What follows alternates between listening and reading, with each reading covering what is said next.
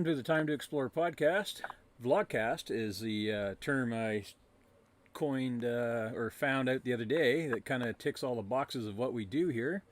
Videographer and photographer, podcaster, everything. So Vlogcaster is the new tag I'm going with. Today I'm joined with Wolf Starchild of Barefoot Bushcraft in Ontario, Canada. And he's coming to us via Zoom today, and we're going to ask him, Wolf, how do you adventure? Oh boy. I know You that's a know, long list for you, isn't it? yeah, it's a long list. I think it's changed over the years. It's devolved. So when I got into outdoor exploration, oh geez, almost 2 decades ago now, Yeah. I was like many people. I made that journey of going. Even the internet was in its infancy, so you're like, you got to buy the expensive $300 knife because the cheap one won't do. The most expensive lightweight backpacker, that you can lift with one finger. All the tactical, cool gear with all the pockets and the molly, and you look like a soldier when you go out. And then over time, it sort of devolves where you're like, I don't need this and I don't need that. And Yeah. then um, I find, me personally, the more time I spend in the wilderness, the more I want to become one with nature, and you start losing all those amenities to a certain degree, right? So you're like, well, I don't need this and I don't need that. And how did they do it 300 years ago? Yeah. Um, and it all started really taking this very seriously when I hiked the Bruce Trail, and that is in Ontario, Canada. There's a trail that runs about 1,000 kilometers, and it starts in a place called Queenston, Ontario, and it runs all the way up along the two Great Lakes, Erie and Ontario, runs all the way up to Tobermory to Lake Huron. And you did that barefoot, correct? I did, yes, yes, Hence the yes, I name did. Barefoot Bushcraft. Yeah. Yeah. Believe it or not, we chose that name because we teach primitive skills, right? And when you look Yeah. around the world, that's how primitive people are. So that's what it was supposed to bring in, but it never really stuck. Yeah. Yeah. Yeah. So, with the, so what got you started into the, the running your bushcraft school and just the whole adventure of that? Well, I started out life like many people, working at a regular job, doing regular things, and it was the Bruce Trail that did it to me. I never expected it to be what Indigenous people call a spirit quest, but it ended up turning out to be a spirit quest. So you leave your family, you go on a journey, you end up suffering because it was a challenging journey, Yeah. and then you come out a changed person at the end, and that's exactly what happened. Is I came out on the top of the trail after many weeks, and it was like, wow, this place was so beautiful, and it changed me so much in ways that I didn't expect, that I can't go back to an office. I can't go back and just go. And at that time, I was working as a teacher at a call center. So I can't go back to just instructing students, being like, here's your Rogers bill and how to read the bills and all that. It just wasn't, I don't know, it just didn't jive. So I'm like, well, I need to take this to the next level because I want to continue working in my career in outdoor education and outdoor recreation. So I ended up going back to school, becoming a teacher and then specializing in outdoor rec. And that opened up massive stuff for me. So I worked everything from a dog sled musher to rock climbing instructor, canoe instructor, kayaking instructor, you name it. Then one day I was like, I need to stay home more because, over time, it's exciting living away from home 3 months of the year, but life changes, right? Parents age, things like that. Yeah. So I started my own business, and I'm like, I'm just going to teach it and go home every night. Yeah. No, I did the call center. We chatted before, and we both ended up working for the same call That's center, right. just different cities. I was technical supervisor, then went into technical training, got into customer service training, and I did that for 7 years, and it made me uh, very short tempered with people, and it's nobody calls in to say, hey, you're doing a great job, right? And it's draining at the end of the day. And for the agents that do that type of work, the people that do that, hats off to them because they're getting numerous phone calls of problems all day long. And it wears on you, and it wore on me, and I did very similar. I just had to get out and away from it all. So I did a complete trade swap as well. But getting out in nature is calming, and people don't. I don't think a weekend at a provincial campground, it relaxes you, but it doesn't give you the connection that most people are seeking or need. And with a venture like your Bruce Trail, like how long did that take to complete? 3 months, something like that. Yeah. Yeah. So, and you always have good days, bad days on the trail, and you have goals that people set. Oh, I'm going to hike 30 kilometers today, and you've done 10. So That's right. There was a few 0 kilometer days too. yeah, Yeah. yeah. There's I was talking to a fella years ago who did the Appalachian Trail, and it's one of the things I would like to do. And I said, "What training did you do?" And he says, "I put on my rucksack, carried everything I needed, or thought I would need, for 2 weeks, and then said, 'That's it,' and away he went." And he completed it. I'm not sure how long it took him. I'd have to touch base with him again.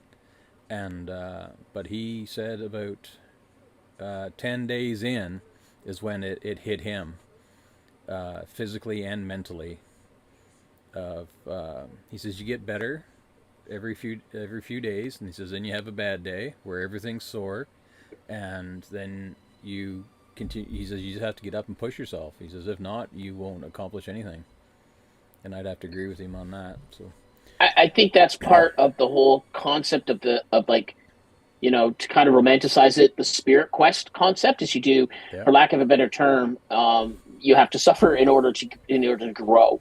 And I think that those skills transmute for me directly into running a business, because I can get up in the morning and I can be like, you know what, I'm not doing nothing today. I can continue to do that for as long as I choose, because it's my own business. I can, hang out with my dogs. I could go, there's a bit of a snowstorm coming down. I could go out for a dog sled. I can go for a hike. I can go camp.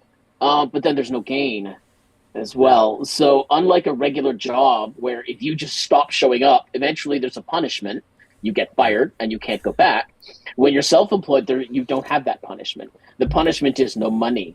Right? yeah, So it teaches you, right? yeah, And being on the Bruce was like that, where I didn't have to walk every day, but I chose to. And you push through it, and you push through the pain and everything else. And even though I'm a very diehard no shoes guy, there were anywhere humans were involved there's suffering, right? There was pebbles and long tracts of dirt road. It was brutal, but you work through it. What time of year did you do that Bruce Trail? I left June 1st. June 1st? Yeah. Okay. Yeah. So overall decent weather. Yes. Yeah. And that summer I think was the rainiest summer in 20 years. So it rained nearly every day. So you learn a lot, right? I never really liked the rain before. And even though now it's been over a decade, I'm like, nah, it's water falling from the sky. Keep moving. Yeah. Yeah. No, it's if you're prepared for the elements, and that's part of what you guys do at Barefoot Bushcraft, right? That's right. Yeah. Primitive survival skills. So why don't you give us a rundown on the type of skills that you teach there? Sure, absolutely.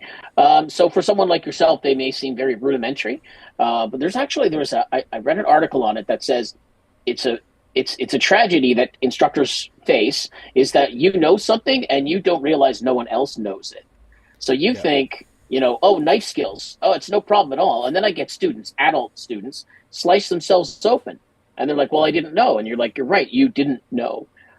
So that's where sort of our specialty is. So a lot of guys get into this industry and they're like, I'm going to teach the most hardcore skills of, I'm going to run around with a knife in my mouth and a loincloth, and we're going to go out into the woods. And you can do that, but it kind of looks like a pyramid like this, where those guys that are that hardcore, there's like 20 of them in your province or state, 30 of them maybe, right? But for the most part, the bottom bigger piece of that is people who know nothing, Yeah. right? They don't know what they don't know. Exactly. And as outdoor people, we think, oh, well, everybody should know how to choose a knife, but they don't know how to choose a knife. Very, very citified people, these are all new skills to them. Yeah. You know, one of the things I learned is that if you can grow your whole life and never use an axe, barely use a knife outside the kitchen, and you can continue your whole life and never really be outside. You can have a wife or a husband and a family and a dog and never leave your city. Yeah. So we sort of were like, wow, I personally think that that's a bit of a challenge. We live in an amazing country that is about 95% empty. Yeah. This country is enormous, right? And unless you've really traveled in Canada, it's hard to comprehend how big Canada is. And for those of you who don't know or have never been, I can travel from where I am on the coast of Lake Erie 24 hours straight north and still be on road in my own province, Yeah. then have to get into an airplane, a little tiny a big airplane, then a littler airplane, then a helicopter, another 20 hours north. So 2 days, and I'm just reaching Baffin Island, which used to Yeah. be Ontario and is now none of it. Whereas Yeah. if I go to Europe and do that, I've gone through 30 countries. Yeah, exactly. Right. So we need these skills. These skills are important. So the skills that we teach, we start right at the very basics, right? So we choose what's a good knife? What is a good knife for bushcraft and survival use? It is not the enormous, big, huge machete that people like. You'd be surprised how a very simple knife can do all of your jobs, right? And then people are like, oh, well, that's not necessarily true. And you show them how to hold a knife, you show them how to make shavings. And that's a skill that very few people comprehend, is how important are shavings to make a fire when you're not using crumpled up newspaper, right? They're Yeah. incredibly important. And then we move on from there. How to split wood if you don't have an axe. I always ask my especially female students, you're hiking through the woods and you see a dude who doesn't dress like me, who has a big axe slung over his shoulder. What are you going to think? And they're going to be like, well, that makes me uncomfortable. All the women say that. Unless he has, like you, a beard with the plaid, then they would be like, something's out of place here and this guy makes me nervous. I said, that's right. But you can do all those jobs with a knife. Yeah. Right? And few people know those skills. And then we sort of graduate from there. So now you've learned how to use a knife. Now you learn how to make your fires. And then you can be like, okay, so, your survival pyramid of, food, water, shelter, and things like that, and just sort of climb up depending on the student skill level. Yeah. And I'm sorry, go ahead. No, continue. And the one thing I've noticed, and even the larger media bodies like CBC and stuff have noticed, is that a huge paradigm shift in what people are doing with outdoor skills these days. So it used to be that it was outdoorsy guys that wore the plaid shirts and the buckskin that wanted these skills, bushcrafter guys who wanted to get away from the city and their city life and do all that. But now I'm getting more, 20-something-year-old women and families coming out saying, I need these skills because I'm afraid, I'm concerned. They watch the media and there's a constant threat of war. There is a war in the Ukraine, but there's a constant threat of it coming here. We're seeing a massive resurgence in homesteading because basically, for lack of a better term, it's getting too expensive for the average person to live. Yeah. Right. So, you go to the store. I know in America more than Canada, eggs are apparently insanely expensive in the United States at this time. So what do? Well, you can get a chicken that literally poops out eggs every day. Yeah. And it's no difficult to taking care of a dog. It's more difficult really to take care of a dog than a chicken. And you get literally free eggs. Yeah. So there's a big resurgence. We have 18 chickens here. Nice. And we've had as much as 40. And we've bred them and bought replacements, because we also have raccoons and weasels that will clean out a coop in a matter of hours. And once the chicken is matured and it starts dropping eggs every day, a bag of feed is like $18. That's like 3 packs of eggs, and you're going to get eggs from that chicken for 6-7 years, depending on the breed, and at least one a day. So if you have a dozen, well, there's a free dozen eggs. And if you, like, getting back to your homesteading comment, Heather and I have homesteaded for years, and it's the way we think. We spend a lot of time with our grandparents, and with that, they always were making their own things. They were canning their food, and it just, when we started doing it years ago, it was a gradual, okay, let's see how much food we can put away. Not as an end of the world scenario, because in today's society, everyone is so worried about their career and where they're going with it, that if all that goes away, how many paychecks are you from losing everything? And homesteading skills, bushcraft skills, and everything, all are essential as far as I'm concerned.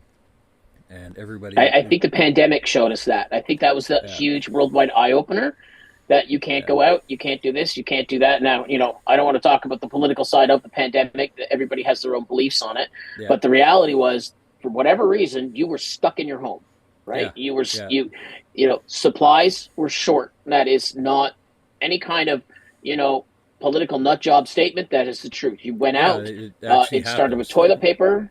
Right, it went out with started with toilet paper. Again, you even see when there's big, huge, especially where you guys lived, like about 20-something years ago, you had the big ice storm that rolled through there, right? Yeah. And people died. People died because they didn't have access to basic services, right? Yeah. And the challenge is today, you combat that with the government now saying, I don't know about where you live, but here in Ontario, well, we don't want cities to have wood stoves in them, city houses. Yeah. We don't want city houses to have fireplaces in them for whatever the reason is. The official reason is they can say that they're dangerous, right?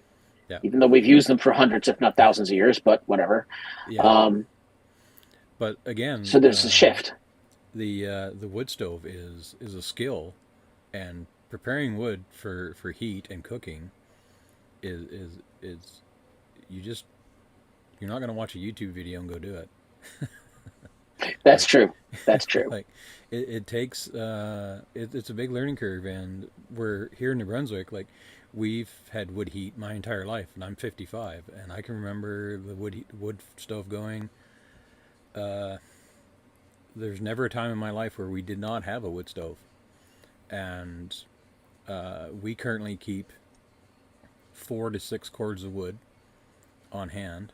Heather and I have a 14-acre wood lot, and I'm guessing I have 6 cords down there that I could get if I really needed to. But the ice storm, like you said, years ago, in the late 90s, early 2000-ish, we were without power some areas for over a month. And we had an ice storm during Christmas, New Year's one year, and I had to cut the turkey in half and cook it on the barbecue. And we had our small solar set up, so we actually had power. We had a wood stove, and we had the large barbecue for cooking. So we were, besides not having to go to work because the roads weren't clear or safe to be on, it was almost like a normal day for us. And talking to other people, they would have no idea how to do any of that. So again, it's excuse me, you don't know what you don't know, and with the weather systems and the storms and everything, like, we're supposed to get 50 plus centimeters starting tonight, and we just got between 30 and 40 over the last 36 hours from Sunday into Tuesday morning. The forecast called for 15. So with weather changing and stores closing and staffing issues and everything, being prepared it's not such a far-fetched idea anymore. Like 10 years ago, even if you said that you were a prepper, like, what kind of reaction would you get from most people? Very much fringe. Yeah. Yeah. And running a bushcraft school many, many years ago, when I started the school, I would run into older gentlemen or whatever, and we would talk, and, I don't know, in a coffee shop or whatever, and they would say, well, how can you make money teaching people how to use a knife? Like, seriously, how do you think you're going to make a living doing that? How do you think you're going to make a living teaching people how to use an axe? And what that generation didn't realize is today no one has those skills. Yeah. And it's, and like you were just saying, like you just, at that time, maybe 40 years ago, so in the 70s and 1970s and before that, I believe that's true. You would have a very challenging time in a urban area saying, we're going to show you today how to use a knife and not get cut. We're going to show you how to use an axe. We're going to show you how to whatever. Harder primitive skills like, I don't know, bow drill is something totally different. But just general basic survival skills, they were something that you learned growing up. I always tell people it would be like today if I had a seminar on how to put a T-shirt on and how to operate a zipper. No one would take it because they're common skills. Yeah. But yeah, those skills have, and you see a push all over now, which is a good thing, in my opinion, that the media is like, hey, you need to be, 72-hour preparedness. They can't get to you. Yeah. Oh, at least that's a starting point as far as I'm concerned, 72 hours, because there's areas here where it's going to be that as a minimum before anyone can get to you. And I'm only 25 kilometers from the capital city. And, the storm Sunday night into Monday, the roads weren't plowed. They did not have the plows on the road until just before people started going to work Monday morning. So I have a 4-wheel drive, and it's set up it's my 72-hour kit. I have food in there. The only thing I don't carry is water in the wintertime because it freezes. But I have a stove, I have an axe, I have all the basics. It's a rolling mobile camp. So if need be, I can take that to wherever. But I had a question and I lost it. Oh, your dog sleds, your team. How many dogs do you have, and what's the longest race or event that you've done with them? They're all getting a little older now. Unfortunately, I don't have as many as I used to have. I just have about 4 right now, but they're all racers and runners. And we used to go into competitions around Ontario. They were usually between 6 and 12 kilometers. So like two dog either bike or sled was 6 kilometers. Then 4 and 6 dogs was 12. I do it because the dogs love it. Like I'm very passionate about obviously anything to do with the outdoors. The greatest job I ever had was working in a facility in Northern Ontario. We had 500 dogs we had to care for every day. It was me and a team of guys, and we would go out there, and it didn't matter what the weather was, and you're out there scooping poop and taking ice out of buckets. There was like, where has this been my whole life? And I only had 1 dog then. So then I got 2 dogs, and then I got a bunch of dogs. And it's something you have to be passionate about. So the dogs have to be passionate. Not every dog is a runner. I have a Malamute, and he's a big, lazy dog, and he does not have the passion to run. He just would rather sit on the couch all day, and that's okay. He walks, but he won't run. But the runners, man, you take that harness and you shake the harness. In my house, I have a bank of lockers. So I have each dog has its own or her own locker, and I open that locker door out, and they fly all over the house. So I have a special bike for when we don't have a lot of snow now in the Niagara area where I used to live. I live in a place called Haldimand County now. We haven't got a lot of snow. So it's special bikes that they make specifically for dog racing. So they have very little moving parts. So they have brakes and they have wheels, and basically that's it. They don't have any like pedals, and special adapters that connect onto the front where all the rigging goes. So we'll just rip around. Like I live right beside a big national park, so we go out my driveway and right into the park. And then when we do have enough when we do have enough snow, we have a super fast racing sled that's all like lightweight aluminum. It's not like you see in the movies where the guys have these sleds that are the size of a car, and they have like 50 dogs. That is like that today in some areas, but not in the racing circuit. It's about being light and fast. Yeah. The primitive skills, you do a lot of archery as well, right? What's your background in archery? Are you self-taught or? Well, originally I always had an interest in any of that sort of stuff. And around 2012, when I started Barefoot Bushcraft, the Hunger Games came out. So, you know, we were a primitive skills school. We taught lots of those courses. And then we kept getting calls all the time. Do you do archery? Do you do archery? Well, I guess we do now. And a few Yeah. of the places I have worked gave me some formal training in archery. The YMCA had a training program that all of their staff had to go through so that they, you know, kids don't shoot each other or something like that, or themselves, I guess. Um, so then I got involved with the what was called the Ontario Archery Association. That is our governing body here in Ontario, which specifically does archery stuff, but it's the higher end stuff. So once you get your, I took my Ontario Archery coaching certification, level 1, 2, and 3. So that's basically now I am what's technically called an Olympic class archery instructor, although I don't teach that level. So yeah, so you have to basically, in order to teach this stuff, it's always good to go to school and get the good solid background. Um, and even if you say you grew up doing that stuff, you're going to learn something for every course you take. Even as an instructor, I will go and take an archery course. Even though I literally see tens of thousands of students every single year, I'll still take an archery course. I go to big outdoor conventions, big gatherings and stuff like that. I'll go and sit in on a bow drill course because if you're, you know, any higher end instructor knows, they can always learn something new. Always, Yeah. always. Yeah. So that's sort of where my background in archery is formal training. Right on. It's you're never too old to learn, and you're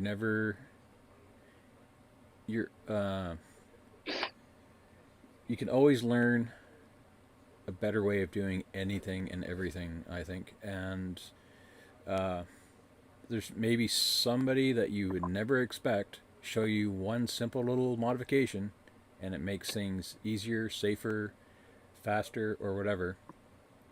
So I always admire people that are always willing to learn and continue learning.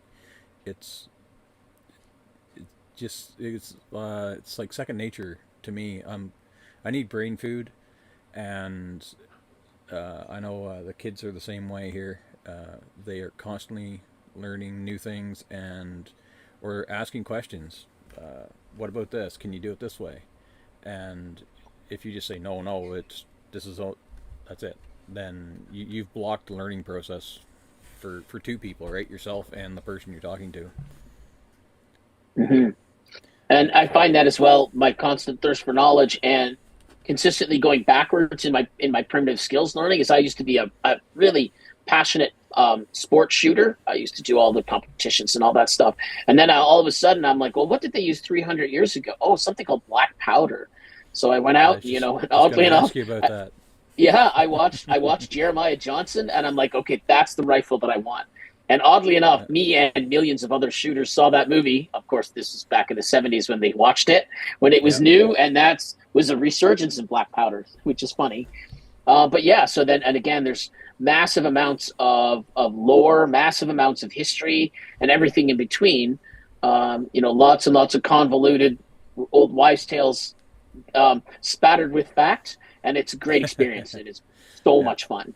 Yeah. Uh, in 2012, I got to work in North Dakota, and on a day we were on call, and I was doing coil tubing down there for the oil industry, and so we had to stick close to base. And there's a few days where we had some time off and could go exploring the area. So I went over to Wyoming, and then we hit the Devil's Tower, and then we hit a couple of the forts from the old. Yeah, I was trying to think of the Bridger, the Mountain Man Bridger from the Revenant, and Ed Glass. So I got to tour around the parkway there, the trailway, Clark, Lewis and Clark. Lewis and Clark Trail. Yeah. Yes, so I got to see that, and definitely going back to explore that area some more. The whole black powder scene and the Mountain Man scene is kind of the background when I had our shop running, our leather knife work shop, and you've seen some of the items that Heather and I have Mm-hmm. made. the fur hats, the moccasins, and everything, and the capote. The only thing I'm missing is the black powder rifle. So, It's an experience, my friend. It really is. Now, speaking of making moccasins, a lot of people ask how do you get started, and if you want to start going backwards in time. And I always tell people the best thing that you can do is make a set of moccasins. And I've read like actual archaeological study after study that there's something that snaps in your brain, and I don't know why it's shoes more than anything else. But when you take the time to make a pair of shoes, it has some weird ancestral connection that gets triggered. And it doesn't matter where you're from, right? I get asked this question a lot where they're like, are you native? Well, no, I'm not First Nations. And they're like, well, you shouldn't be teaching this stuff. And I say, well, my family history is from Poland. In Poland, at some point, someone used a bow and arrow to bring home supper. At some point before that, somebody in my family had to use a bow drill to start a fire. We had to learn how to use all this stuff. Somebody used black powder. Somebody wore a hat after they killed a coyote. I guarantee it, right? If you're from New Zealand, it's the same thing. If you're from Argentina, same thing. But there's some weird connection about making shoes that I've never figured it out. That as soon as you do that, number one, they will be horrible. They'll be crap, your first pair, but you'll treasure them. And they do something, and I'm sure you can speak a little bit more to it, that it gives a serious ancestral connection when you make them, and I don't know why. when I made my first pair of tall moccasins, the Plains boots, I'd made Heather a pair first, kind of a test a pattern, and they ended up being hers because I miscalculated the sizing and the amount of seam allowance and whatnot, and they were too small for me. I could have stretched them, but then I think, well, I used a deer tan leather, so it's cowhide tanned like deer hide, like buckskin. So it has the same properties. It's a little thicker, and it's kind of a cross between buckskin and elk skin. So it's kind of in the middle. Tough as nails to put a needle through if you're trying to do it by hand. And my first 3 pair were all soft soles, so no crepe soles, no rubber soles, and wearing them through the woods one winter when I was trapping, I couldn't believe how warm they were, the traction I had, and the feeling like they were like a second skin, like the comfort of them was just amazing. And once you put them on, you don't want to take them off. It's a shame that we've gotten away from that. I believe everybody should make their own shoes. Yeah. Recently, I come across an article that it was in regards to a Native American asking or telling a person to take off their shoes, and they would heal themselves. It had to do with the synthetic materials that we started using in the late '60s and everything. That's basically blocking our connection to the earth, and where you are barefoot a lot of your days, you still have that connection. If being barefoot makes you healthy, I'm immortal. I'm like those guys on like the Highlander series. Yeah, Seriously. yeah.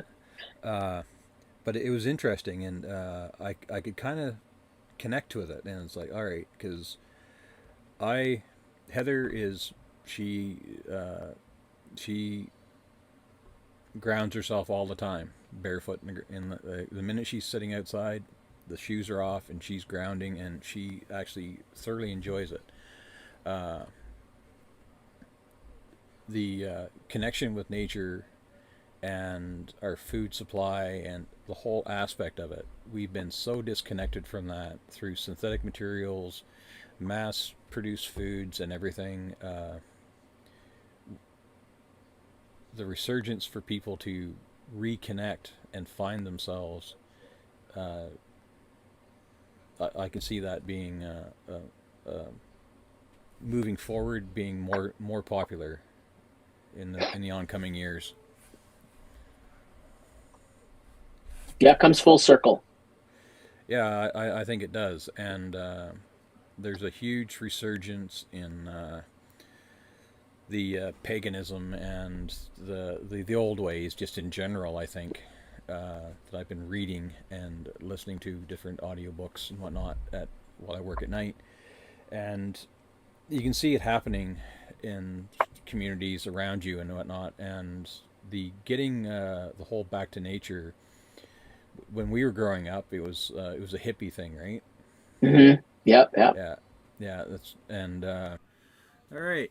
So if you could go back to 18-year-old you, what would you tell yourself? Hmm. Travel more. Travel more. Yeah, work less, travel It's more. one of the big things. That's right. They always say, you don't regret the things you did do, but you often regret the things you don't. And I Yeah. would say try get out there and travel a lot more. If you could live anywhere in the world, where would it be, and why? I've always wanted to live in Belize. Just beautiful weather, lots of water, lots of great dive opportunities, and I could run my bushcraft and survival business year round down there. Yeah, Yeah. yeah. Yeah, Belize is be quite the spot. I suppose one other place would be a place called Pitcairn. I don't know if you've ever heard of it. It is the most remote island in the world, and it's 1,000 miles, so like 2,500 kilometers or whatever, off the coast of New Zealand. And there's like 12 people that live on this island, and Are they the the the culture there descendants? is dying. Yes, yeah, they're descendants of the HMS Bounty, Yes. and they are actually, yeah, and it's to the point where if you just show up and you're like, I want to stay, you stay there 6 months, and they're like, okay, choose your plot of land, and you can stay forever. Yeah, I heard Yeah, so they'll there's. give you land to stay. Yeah, I heard of they are trying to get a tourism and everything going on the island and get residents. So yeah, that That's right. Yeah. um, what would supplies cost to get there? I wonder. Oh dear, could you imagine? I had seriously considered it because I'm like, it would be perfect. It's the kind of lifestyle I lead. And then I did look into it, and they were like, well, if you want two by fours, right, a very common building supply and pretty much everywhere in the world, they were like, it has to come from New Zealand. So they're like, if you buy one two by four, you have to have it shipped 1,000 miles by water. Yeah. I'm like, oh dear. And then they were like, and how will you make the money to buy it? So I looked into the tourism, like very seriously about this, and they make $4,000 a year in tourism dollars come onto the island, the whole island, and that's their main industry. And they Yeah. make 4 grand, and I'm like, they make that in a minute at the casinos in Niagara Falls. Like, Yeah. you Yeah. know, Exactly. like, oh my goodness. Yeah. Yeah, so that's why I'm still in North America. Yeah, we have we like we've talked earlier. We have a huge country, and there's still lots to explore in Canada. That's Yes. left unexplored, I guess. Uh, so, where can folks find you on the web and social medias? Sure, I am on most social media platforms as Barefoot Bushcraft, the organization that I run. So, of course, barefootbushcraft.com, Instagram, uh, Flickr, some of the more obscure social media networks like Vero and MeWe as well, Barefoot Bushcraft. And you can find links to all of our courses that we offer. We do a lot of work with children, lots and lots of children, trying to get the new people in the world who are, Yeah, to try to give them that passion to the outdoors. But yeah. perfect. I'll have everything listed in the show notes at the bottom here, and on the video portion, it'll be in the description for that. And I thank you for joining us today, and look forward to more chatting with you in the future. No problem. All Yeah, it right. was great to be here. Thank you. Oh, thanks a lot, and thanks for your time.